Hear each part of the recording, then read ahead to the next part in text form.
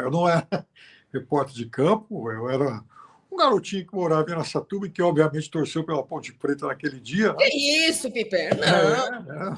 E, aliás, então, até vou te contar o que aconteceu 3 dias antes. Corinthians e Ponte Preta jogando naquele domingo para 138 mil pagantes no Morumbi. Quase 150 mil pessoas de público total. É o maior público da história do Morumbi, né? O É segundo o maior público da história do Morumbi, né? Para que os mais jovens tenham ideia, naquele dia o Morumbi recebeu de público pagante mais do que o dobro da capacidade que o Morumbi pode receber hoje. 138 mil pessoas dentro de um... 145, 6 mil pessoas, sendo 138 mil pagantes dentro de um estádio de futebol aqui na cidade de São Paulo.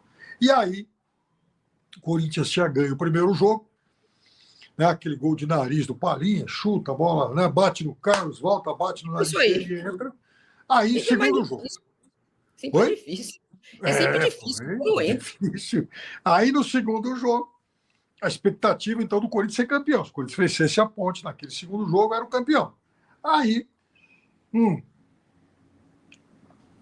a Ponte, com todo aquele timaço, Carlos, Jair, Oscar, Paulózio, Vilei, Marco Aurélio, Vanderlei, Dicá, Lúcio, Rui e Rei, né? Naquele dia que jogou até o Parraga e Tuta, irmão de Zé Maria.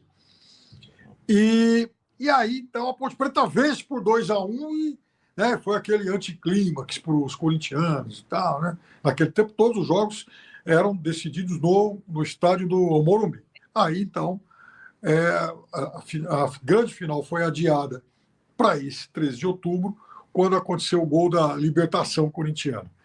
Que não era, o Corinthians não era campeão desde 1954, coincidentemente havia conquistado aquele título lá do quarto centenário e tal, dirigido por Oswaldo Brandão, e em 77, de novo, o Brandão voltaria a levar o Corinthians a um título. Mas uma das coisas mais marcantes para mim, sim, eternizadas em relação a esse jogo, além de, claro, né, toda a merecida festa corintiana, é a narração desse gênio chamado Osmar Santos. Esse cara marcou demais a minha juventude.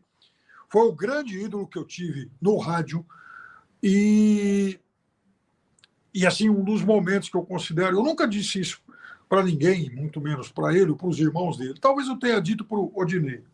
Eu tomei uns chopes com o Odinei em janeiro de 23 em Lisboa, e aí falei muito sobre o irmão dele e tal, mas o Osmar foi o meu grande ídolo. Osmar marcou demais a minha infância, né, ouvindo rádio e tal, e para mim essa é a maior narração de gol que eu ouvi até hoje. Então, isso para mim... Porque ela continua, né? Para quem não é corintiano, vale a pena ouvir, porque a ode que ele faz... não é corintiano o Osmar Santos, mas a ode que ele faz e a sensibilidade que ele tem para entender o que significou aquele gol e o que significaria na próxima eternidade, o que significa hoje, por exemplo, é imbatível. A gente vê que tem muito narrador que estuda, que quando o jogador faz o gol, ele tem um aposto para colocar interessante, que junta informação com emoção, mas é essa sequência dos 37 minutos do segundo tempo até o final do jogo, quando ele fala do Corinthians, do tamanho da torcida, do povo, quando ele fala a frase que eu sempre repito, doce mistério da vida, esse Corinthians, para retratar o fato da torcida ter crescido nos anos de fila, para retratar o amor de uma torcida que tinha ficado 22 anos, 8 meses e 13 dias sem ganhar um título, 22 dias sem ganhar um título. Então, é impressionante mesmo. Então, quem nunca ouviu essa narração, para qualquer time que você torça, se você tem interesse em ser jornalista esportivo, ela é inacreditável. Ouçam. Isso aí, se eu fosse professor em faculdade de jornalismo, eu ia obrigar todo mundo... A única coisa que talvez eu obrigasse num curso era todo mundo ouvir isso. É de arrepiar. A Marília colocou um trecho, mas aí o Osmar continua, né, fazendo, enfim, a celebração desse gol eterno. E é, para mim, o momento mais antológico na história do rádio esportivo. É de arrepiar mesmo para quem não é corintiano. E assim, me emociono quando eu ouço, porque é assim o meu grande ídolo na história do jornalismo esportivo, do rádio esportivo, talvez no seu momento mais apoteótico. Eu tenho o privilégio de conhecer, conviver e posso dizer ser amiga do santo do dia, Basílio, que é uma figura ímpar. Até a escolha divina de ser uma pessoa com a índole dele, ter tirado o Corinthians daquele sufoco, para você repensar se você é ateu. É uma figura que é a mais importante da história do Corinthians, que tem a reverência de todos os corintianos, que é muito humilde, que sempre quando fala, eu sempre brinco, oi Deus, é gentil, é amável, é delicado. A primeira vez que eu vi o Basílio pessoalmente, eu era criança no Parque São Jorge, eu realmente achei que não podia ser verdade, que ele existisse, porque eu sempre falava, me falavam, era o Basílio que fez o gol, foi o Basílio que fez o gol, já tinha visto fotos, já tinha visto pôster de 77, que tinha um monte na minha casa, mas quando eu encontrei uma vez no Parque São Jorge, quando eu era criança, ele no ginásio, perto da lanchonete, um primo meu virou e falou assim, aquele é o Basílio. Eu falei, não, eu fiquei petrificada, não é possível que eu estou na presença divina do Basílio, e desde que eu sou criança, essa é uma história que muita gente já conhece também, muito nova, meu irmão tinha 8 meses nessa final, meu irmão mais velho, 9 meses, e ele sempre falou a vida inteira que se ele tivesse um filho, ia chamar Basílio, e aquilo passou a minha vida inteira ouvindo essa história, e para mim, quando minha cunhada engravidou e era menino, chamar Basílio não era uma questão, mas eu imagino que para todo mundo que quando fala, meu sobrinho se chama Basílio, então eu tenho 2 Basílios na minha vida, o Basílio Deus e o meu Basílio sobrinho, e eu sempre conto essa história também, que eu acho que é a mais bonitinha dessa sessão fofura de criança, e como quando eu falei aqui que a minha memória mais antiga do Corinthians é do gol de 77, e as pessoas falam, que exagero e tal. Meu sobrinho nasceu em 2008. E aí, quando ele começou a falar e tal, a gente falava, Basílio, você chama Basílio, porque o Basílio fez o gol de 77. E era uma catequese mesmo. Eu punho o gol para ele assistir, o Basílio fez o gol de 77. Aí, quando ele aprendeu a falar direitinho, as pessoas falam assim, como você chama? Ele falava assim, Basílio, porque eu fiz o gol de 77. Ele assumiu que se é o Basílio fez o gol de 77, então era o Basílio que fez o gol de 77. O meu sobrinho Basílio, quando ele nasceu, o Basílio foi visitar na maternidade, tão gentil ele foi. O batizado do meu sobrinho foi na igreja de São Jorge, dentro do Parque São Jorge, o Basílio foi. Então, hoje é dia de uma pessoa que merece todas as referências por ter... Desculpa, Piperno. Tem antes de Basílio e depois de Basílio. Tem que mudar esse negócio de calendário, hein? Para o corintiano, sem dúvida nenhuma. Eu ameacei contar uma história aqui que eu parei no meio, que eu disse que nunca tinha dito isso para ninguém até hoje, é que em janeiro de 2000 eu fui entrevistar Osmar Santos. Tá? Eram 6 anos depois do terrível acidente, e o Osmar, com todas as dificuldades que, enfim, todo mundo conhece, e assim, eu tinha visto o Osmar e falado com o Osmar muitas vezes na vida e tal. Mas depois do acidente, era a primeira vez em que eu me sentava sozinho com ele para tentar, tá? Enfim, conduzir um diálogo e tal. E o Osmar, com todas as limitações, mas extremamente amável, que é um ser humano maravilhoso.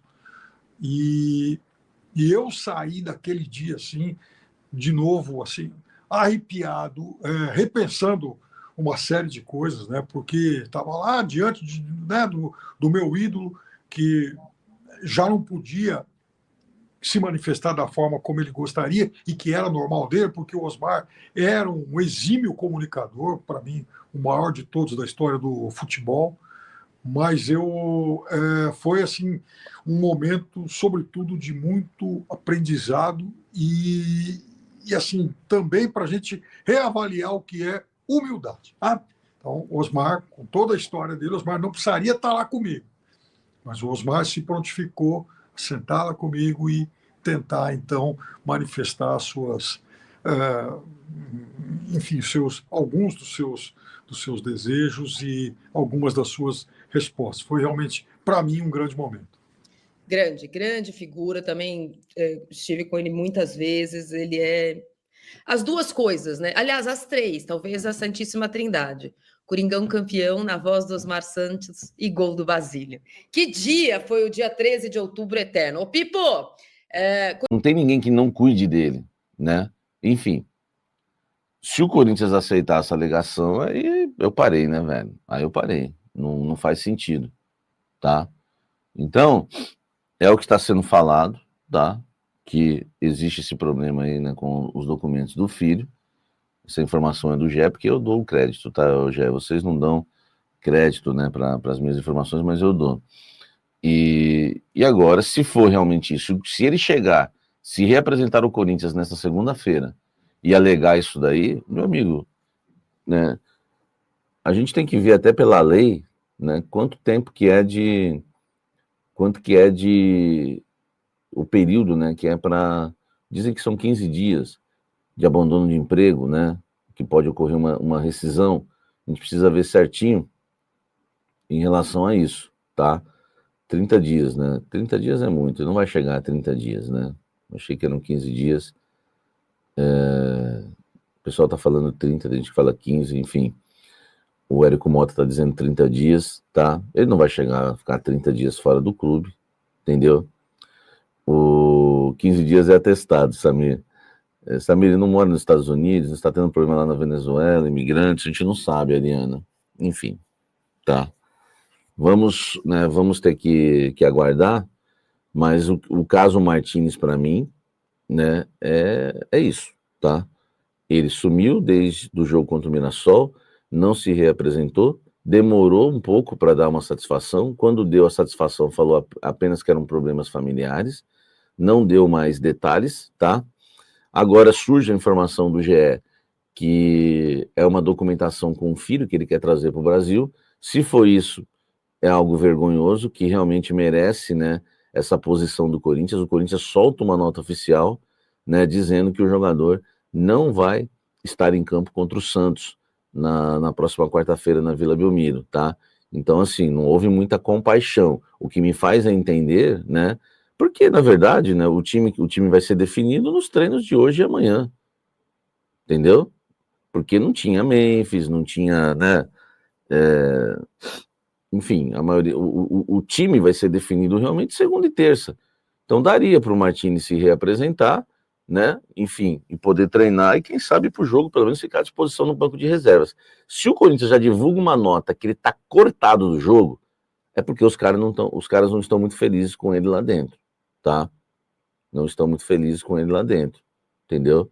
Então é uma situação meio complicada, tá? Agora, a gente vai ter que esperar, né, para saber realmente o que aconteceu.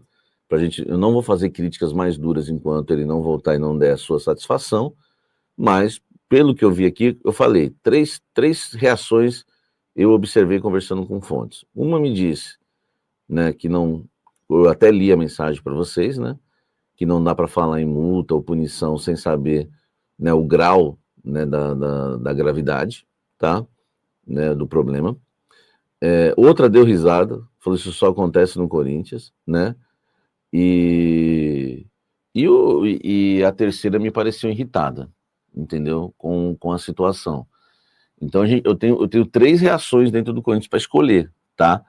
Agora, nenhuma delas, né? Nenhuma delas assim me falou, nossa, cara, é triste o que aconteceu com o jogador. Nossa, nenhuma, né? O que me deixa também com uma pulga aí atrás da orelha, né? E me faz, né, pelo menos discernir, né, interpretar que não existe algo gravíssimo. Até porque, se fosse algo gravíssimo, teria que ter sido notificado. O Corinthians teria que ter sido notificado, teria que ter sido avisado, ó, aconteceu isso aqui comigo. Pronto, meu irmão. Né? A primeira coisa que a gente ia fazer é soltar uma nota oficial, né? Estamos com o Martínez, aconteceu isso, tal. Enfim, a gente vai ter que esperar, mas, né?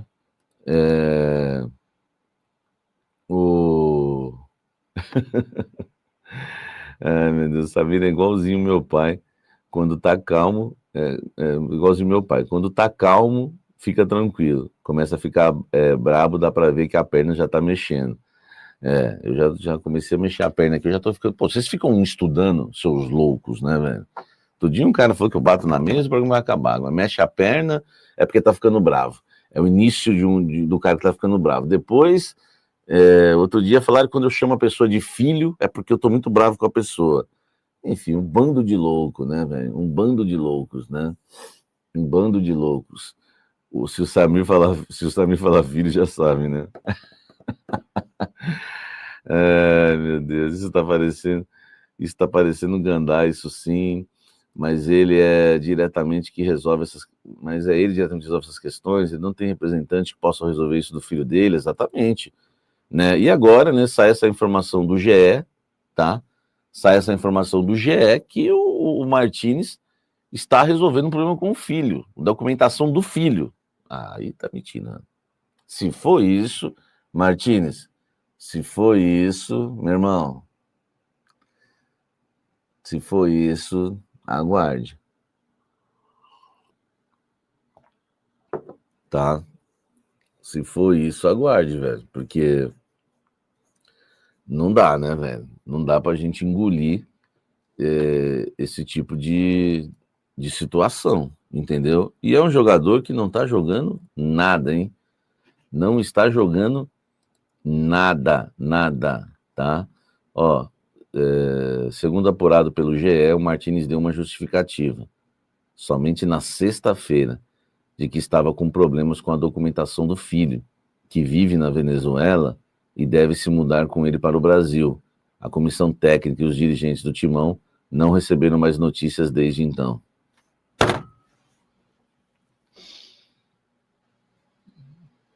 Que é isso? O cara some desde sábado à noite, uma semana depois, para não falar uma semana, 6 dias, ele deu a primeira justificativa, que estava resolvendo problemas com o filho, com a documentação do filho, que ele quer trazer ao Brasil. Cara, ou ele está escondendo, né, a verdade, tem alguém me chamando aqui, deixa eu ver. Ou ele está escondendo a verdade, né? Enfim. Ou não. Enfim, né, velho? Ai, meu Deus, vamos aguardar. Mas é só no Corinthians que acontece isso, né, velho? E ele seria titular, né? Ele seria titular, porque se a gente for imaginar um time do Corinthians para quarta-feira, vou até colocar o campinho aqui, né? Eu vou colocar o campinho aqui. Porque não tem uns desfalques, não tem? Né? Eu vou passar os desfalques para vocês, tá?